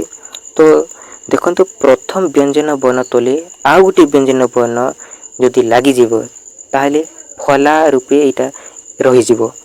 2 ନମ୍ବରରେ ଦେଖନ୍ତୁ ଏହି ପ୍ରକାର ଯୁକ୍ତ ବ୍ୟଞ୍ଜନରେ ପ୍ରଥମ ବ୍ୟଞ୍ଜନ ବର୍ଣ୍ଣ ତଳେ ଆଉ ଗୋଟିଏ ବ୍ୟଞ୍ଜନ ବର୍ଣ୍ଣର ସାଙ୍କେତିକ ରୂପ ରୁହେ। କେମିତି ସାଙ୍କେତିକ ରୂପ ରୁହେ? ଦେଖନ୍ତୁ ପ ରେ ହଲନ୍ତ ଯୁକ୍ତ ତ ହୋଇଛି ତ। ଦେଖନ୍ତୁ ଦନ୍ତ ସ ଯୁକ୍ତ ତ ରେ ଦନ୍ତ ସ ହଲତ ଯୁକ୍ତ ତରେ ହଲତ ଏଇଟା ମିଶିଗଲେ କ'ଣ ହେବ? ସ୍ଥ ହେଇଛି। ଗ ରେ ହଲତ ଯୁକ୍ତ ଲରେ ହଲତ ମିଶିଗଲେ କ'ଣ ହେଇଯିବ? ଗ୍ଲ ହେଇଯିବ। ଏଇଟା ହେଉଛି ସାଙ୍କେତିକ ରୂପ। ଆଉ ଦେଖନ୍ତୁ 3 ନମ୍ବର ହେଉଛି ତ ରେ ହଲତ ଅଥବା ର ରେ ହଲତ ଯୁକ୍ତ ବ୍ୟଞ୍ଜନର ଆରମ୍ଭରେ ଥିଲେ ଏଇଟା ସଂକ୍ଷିପ୍ତ ରୂପେ ପ୍ରକାଶ ପାଏ। ତ ବା ର ଯୁକ୍ତ ବ୍ୟଞ୍ଜନର ଆରମ୍ଭରେ ଥିଲେ ଏଇଟା ସଂକ୍ଷିପ୍ତ ରୂପରେ ପ୍ରକାଶ ପାଏ। କେମିତି? ଦେଖନ୍ତୁ ତ ଯଦି ଆଗରେ ଥିବ ତ ଯୁକ୍ତ ପ ହେଇଯିବ ପ ଏମିତିକା। ଦେଖନ୍ତୁ ଯଦି ପରବର୍ତ୍ତୀ ସମୟରେ ଥିବ ଏଇ ତଟା ତାହେଲେ ତାକୁ ଏମିତି ଲେଖିବା ତ ଏମିତି ଲେଖିବା। କିନ୍ତୁ ଯଦି ତଟା ପୂର୍ବରେ ଥିବ ତାହେଲେ ଏମିତି ପ ଲେଖିବା। ତଟା ଯଦି ପରେ ଥିବ ତାହେଲେ ଏମିତି ତ ଲେଖିବା। ଏଇ ଜିନିଷକୁ ମନେ ରଖିବେ। ଦେଖନ୍ତୁ ଆଉ ଏ ର ଦେଖନ୍ତୁ ଏ ରଟା ଆଗରେ ଲାଗିଛି ମାନେ ଏମିତି ମ ଲାଗିଯିବ। ଏଇଟା ସଂକ୍ଷିପ୍ତ ହୋଇଯିବ। କିନ୍ତୁ ଏ ରଟା ଦେଖନ୍ତୁ ପରବର୍ତ୍ତୀ ସମୟରେ ଥାନ୍ତା ମ ରେ ହଲତ ଯୁକ୍ତ ର ଏମିତି ଲାଗିଥାନ୍ତା ତାହେଲେ କେମିତି ହୋଇଥାନ୍ତା? ମର ହୋଇଯାଇଥାନ୍ତା। ଏହି ଜିନିଷକୁ ମନେ ରଖିବେ। ଏଇଟା ସଂକ୍ଷିପ୍ତ ହୋଇଛି। ତାପରେ ଦେଖନ୍ତୁ ଆଉ କ'ଣ କ'ଣ ଦେଇଛି?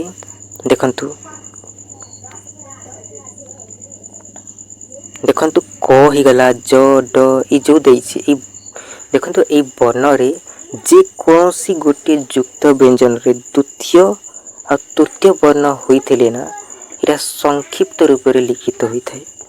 ଦେଖନ୍ତୁ ଯଦି ଆମେ ଦେଖିବା କ ହେଲା ଦନ୍ତ ସ ରେ ହଲନ୍ତ ଯୁକ୍ତ କ ଏମିତି ହେଲେ କ'ଣ ହୋଇଥାଏ? ସ୍କ ହୋଇଥାଏ କି ନାହିଁ? ତ ଦେଖନ୍ତୁ ଏଠି ଦନ୍ତ ସ ରେ ହଲନ୍ତ ଯୁକ୍ତ ତ କ'ଣ ହେଇଛି? ସ୍ତ ହେଇଛି। ଏମିତି ସ୍ତ ତ ସଂକ୍ଷିପ୍ତ ହୋଇଥାଏ। ତାପରେ ଦେଖନ୍ତୁ କ'ଣ କ'ଣ ଦେଇଛି ଆପଣମାନେ ଜାଣିଛନ୍ତି? ସ୍ୱତନ୍ତ୍ର ଯୁକ୍ତ ବ୍ୟଞ୍ଜନ। ଦେଖନ୍ତୁ କେତେକ ଯୁକ୍ତ ବ୍ୟଞ୍ଜନରେ ଯୁକ୍ତ ହୋଇଥିବା ବ୍ୟଞ୍ଜନକୁ ପୃଥକ କରାଯାଇପାରେ ନାହିଁ। ଏଥିରେ ଦେଖନ୍ତୁ ବ୍ୟଞ୍ଜନ ବର୍ଣ୍ଣର ସ୍ୱତନ୍ତ୍ର ହୋଇନଥାଏ। ଦେଖନ୍ତୁ ଏଥିରେ ଆପଣମାନେ ଜାଣିପାରିଥିବେ। ଦେଖନ୍ତୁ ସ୍ୱତନ୍ତ୍ର ଯୁକ୍ତ ବର୍ଣ୍ଣ କାହାକୁ କହିବା? ଦେଖନ୍ତୁ ରେ ହଲନ୍ତ ଯୁକ୍ତ କ ରେ ହଲନ୍ତ ମିଶିଗଲେ କ'ଣ ହେବ? କ ହୋଇଛି। ରେ ହଲନ୍ତ ଯୁକ୍ତ ଖ ମିଶିଲେ କ'ଣ ହେବ? ଖ ହୋଇଯିବ। ଏମିତି ଏଇଟାକୁ ଆପଣମାନେ କ'ଣ କହିବା? ସ୍ୱତନ୍ତ୍ର ଯୁକ୍ତ ବ୍ୟଞ୍ଜନ ବୋଲି କହିବା। ତ ଆପଣମାନେ ଇଜିଲି ଜାଣିପାରିଛନ୍ତି। ଭିଡ଼ିଓଟି କେମିତି ଲାଗିଲା କମେଣ୍ଟ କରିକି ଜଣାଇବେ। ଆଉ ଏହାର ଉତ୍ତର ମଧ୍ୟ କମେଣ୍ଟ କରିକି ଜଣାଇବେ। ଆପଣମାନେ ଏଇ ଯେତିକି ବି କ୍ୱେଶ୍ଚନ୍ ରହିଛି ସବୁ କିଛି ମୁଁ କହିଦେଇଛି। ଲିପି କହିଲେ କ'ଣ? ଦେଖନ୍ତୁ ବର୍ଣ୍ଣ କାହାକୁ କୁହାଯାଏ? ଅକ୍ଷର ଧ୍ୱନି କାହାକୁ କୁହାଯାଏ? ଏ ସମ୍ପର୍କରେ ଦେଖନ୍ତୁ ସ୍ୱର ବର୍ଣ୍ଣ କ'ଣ କେତେ ପ୍ରକାର? କାହାକୁ ସ୍ପର୍ଶ ଧ୍ୱନି କୁହାଯାଏ? ବ୍ୟଞ୍ଜନ ବର୍ଣ୍ଣ କାହାକୁ କୁହାଯିବ? ବର୍ଗ ବ୍ୟଞ୍ଜନ କାହାକୁ କୁହାଯିବ? ତାପରେ ଦେଖନ୍ତୁ ବର୍ଗ ବ୍ୟଞ୍ଜନ କେତେ ପ୍ରକାର? ଅବର୍ଗ ବ୍ୟଞ୍ଜନ କାହାକୁ କୁହାଯାଏ? ସବୁ କିଛି ମୁଁ କହିଦେଇଛି। ନାସିକ୍ୟ ପ ପବନ କାହାକୁ କୁହାଯାଏ, ଅନୁନାସିକ ମାତ୍ରା କାହାକୁ କୁହାଯାଏ, ଫଲାଗଟି କ'ଣ, ଅଳ୍ପ ପ୍ରାଣ କ'ଣ, ଅଘୋଷ କ'ଣ, ସ୍ୱରଧ୍ୱନି, ଯୁକ୍ତ ବ୍ୟଞ୍ଜନ, ଯୁକ୍ତ ସ୍ୱର, ଏସବୁ କିଛି ମୁଁ କହିଦେଇଛି। କମେଣ୍ଟ କରିକି ନିହାତି ଜଣାଇବେ। ଯଦି ଆମେ ଦେଖିବା ଦୀର୍ଘ ଉତ୍ତରମୂଳକ କେମିତି ପଡ଼ିବ ଦେଖନ୍ତୁ। ଏ ମାତ୍ରା ଗୋଟି କ'ଣ, ଏ ମାତ୍ରା ଯଦି ନଥାନ୍ତା ତାହେଲେ ଆମର କ'ଣ କ'ଣ ଅସୁବିଧା ହୋଇଥାନ୍ତା, ଲେଖରେ ଭାଇ ଲେଖ। ଏମିତି କ୍ୱେଶ୍ଚିନ୍ ପଚାରିବ ଲଙ୍ଗ୍ କ୍ୱେଶ୍ଚିନ୍, ତାହେଲେ ଆପଣମାନେ ଇଜିଲି କରିପାରିବେ। ଦେଖନ୍ତୁ ଏଇ କ୍ୱେଶ୍ଚିନ୍ ପଡ଼ିବନି କିନ୍ତୁ ଏଇ ଟାଇପ୍ର ପଡ଼ିବ, ମନେ ରଖିବେ, ବହୁତ ଇମ୍ପୋର୍ଟାଣ୍ଟ। ଦେଖନ୍ତୁ ଯୁକ୍ତ ବ୍ୟଞ୍ଜନ କାହାକୁ କୁହାଯାଏ, ଓଡ଼ିଆ ଭାଷାରେ କେତେ ପ୍ରକାର ଯୁକ୍ତ ବ୍ୟଞ୍ଜନ ରହିଛି ସେ ସମ୍ପର୍କରେ ଲେଖ। ନହେଲେ ଆପଣଙ୍କୁ କ୍ୱେଶ୍ଚିନ୍ ପଚାରିଦେବ ଯେ ଯଦି ଯୁକ୍ତ ବ୍ୟଞ୍ଜନ ନଥାନ୍ତା ତାହେଲେ ଆମର କ'ଣ କ'ଣ ଅସୁବିଧା ହୋଇଥାନ୍ତା, କ'ଣ କ'ଣ ହୋଇଥାନ୍ତା ପଚାରିଦେବ। ଫଲାଗଟି କ'ଣ, ଆଉ ଏହା ନଥିଲେ କ'ଣ କ'ଣ ଅସୁବିଧା ହୋଇଥାନ୍ତା। ଆଉ କ'ଣ ଦେଇଛି, ଫଲା ଯୁକ୍ତ ବ୍ୟଞ୍ଜନ କ'ଣ, ଏହାର ଉଦାହରଣ ଦିଅ। ବର୍ଣ୍ଣର ଉଚ୍ଚାରଣଗତ ଏଇଟାକୁ ବିଶ୍ଳେଷଣ କର। ତ ଭିଡ଼ିଓଟି କେମିତି ଲାଗିଲା କମେଣ୍ଟ କରିକି ନିହାତି ଜଣାଇବେ। ଚ୍ୟାନେଲରେ ନୂଆ ଥିଲେ ଚ୍ୟାନେଲକୁ ସବସ୍କ୍ରାଇବ୍ କରିଦେବେ। ଏମିତି ଭିଡ଼ିଓ ପାଇବା ପାଇଁ ଚାହୁଁଛନ୍ତି ତ ଟେଲିଗ୍ରାମ ଚ୍ୟାନେଲରେ ଯଦି ଜଏନ୍ ହେଇନାହାନ୍ତି ଜଏନ୍ ହେଇଯିବେ। ଭିଡ଼ିଓ ତଳେ ପଟେ ମୁଁ ଲିଙ୍କ୍ ଦେଇଦେଇଛି ଆମର। ସର୍ବପ୍ରଥମେ ଇନଫର୍ମେସନ୍ ପାଇପାରିବେ ଯଦି ଆପଣମାନେ ଟେଲିଗ୍ରାମ ଚ୍ୟାନେଲରେ ଜଏନ୍ ହେବେ। ଟେଲିଗ୍ରାମ ଚ୍ୟାନେଲର ନାଁ ହେଉଛି ପ୍ରେପ୍ ଲର୍ନ। ଦେଖନ୍ତୁ ଗୁଗୁଲ୍ ପ୍ଲେ ଷ୍ଟୋରକୁ ଯିବେ, ଯେମିତି ହ୍ୱାଟ୍ସଆପ୍ ଆପ୍ଲିକେସନ୍କୁ ଡାଉନଲୋଡ଼୍ କରନ୍ତି ସେମିତି ଟେଲିଗ୍ରାମ ଗୋଟିଏ ଆପ୍ଲିକେସନ୍, ଟେଲିଗ୍ରାମ ଲେଖିକି ସର୍ଚ୍ଚ କରିବେ। ଡାଉନଲୋଡ଼୍ କରିକି ମୋବାଇଲ ନମ୍ବରକୁ ଲଗ୍ଇନ୍ କରିସାରିଲା ପରେ ଉପର ପଟେ ସର୍ଚ୍ଚ ବାର୍ ଦେଖିବେ। ସର୍ଚ୍ଚ ବାର୍ରେ ଟାଇପ୍ କରିବେ ପ୍ରେପ୍ ଲର୍ନ। ପ୍ରେପ୍ ଲର୍ନ ବୋଲି ଟାଇପ୍ କରିବେ, ଆମର ଚ୍ୟାନେଲ ଆସିଯିବ, ଜଏନ୍ ହେଇଯିବେ, ଯଦ୍ୱାରା କି ସର୍ବପ୍ରଥମେ ଆମର ଇନଫର୍ମେସନ୍ ପାଇପାରିବେ। So thank you so much. Comment କରିକି ଜଣାଇବେ ଭିଡ଼ିଓଟି କେମିତି ଲାଗିବ। Thank you so much. ଜୟ ହିନ୍ଦ ବନ୍ଧୁଗଣ।